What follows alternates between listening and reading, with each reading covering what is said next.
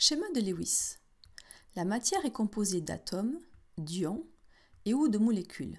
Par exemple, on trouve des molécules dans l'air, gaz majoritairement constitué de molécules de diazote N2 et de dioxygène O2.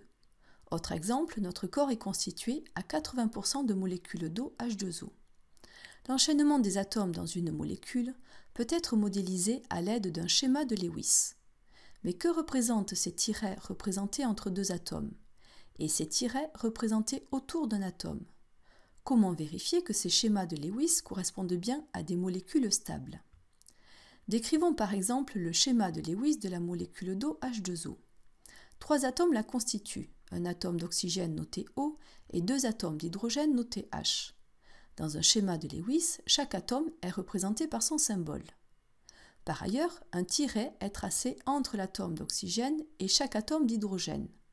Ce tiret représente deux électrons ou doublés d'électrons, reliant deux atomes, chaque atome apportant un électron. Ce doublé est appelé un doublé liant. Il modélise une liaison covalente simple, c'est-à-dire la mise en commun de deux électrons. Dans la molécule d'eau, il y a donc deux liaisons covalentes simples. Autour de l'atome d'oxygène O, nous remarquons la présence de deux tirets. Chaque tiret représentant deux électrons, ces doublés d'électrons sont ici sur l'atome et non entre deux atomes. Ces doublés ne sont pas liants, d'où le nom de doublé non liant.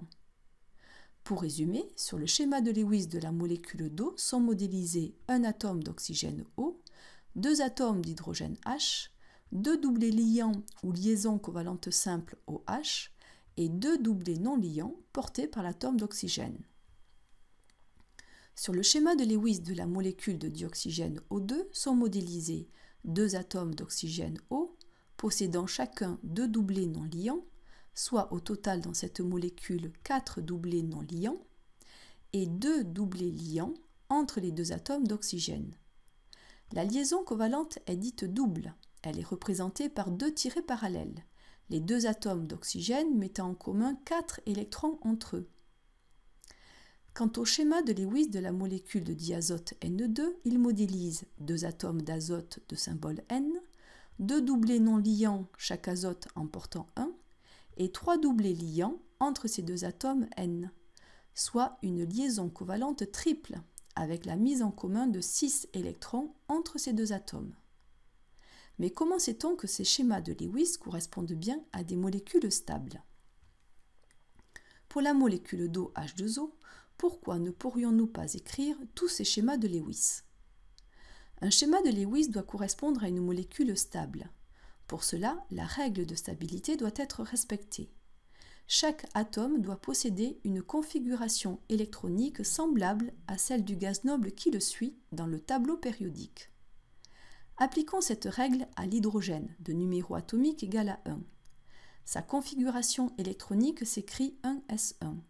Le gaz noble qui le suit est l'hélium de configuration électronique 1s2. Dans une molécule, l'hydrogène ne doit avoir autour de lui que deux électrons, ce qui n'est pas le cas dans de nombreuses de ses représentations,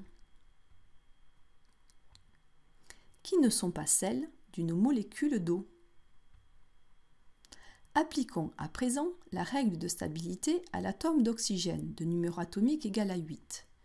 Le gaz noble qui le suit est le néon, possédant 8 électrons de valence.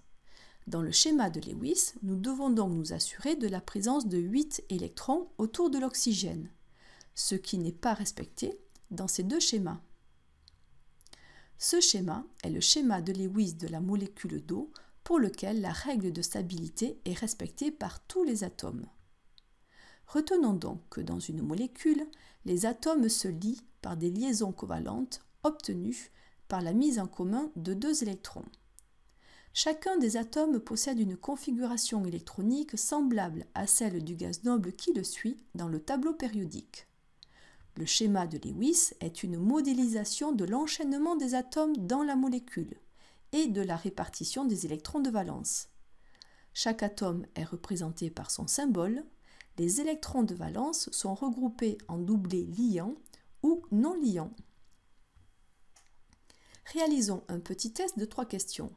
Mettez en pause lorsque le symbole suivant s'affiche pour prendre le temps de répondre. Choisir la bonne réponse.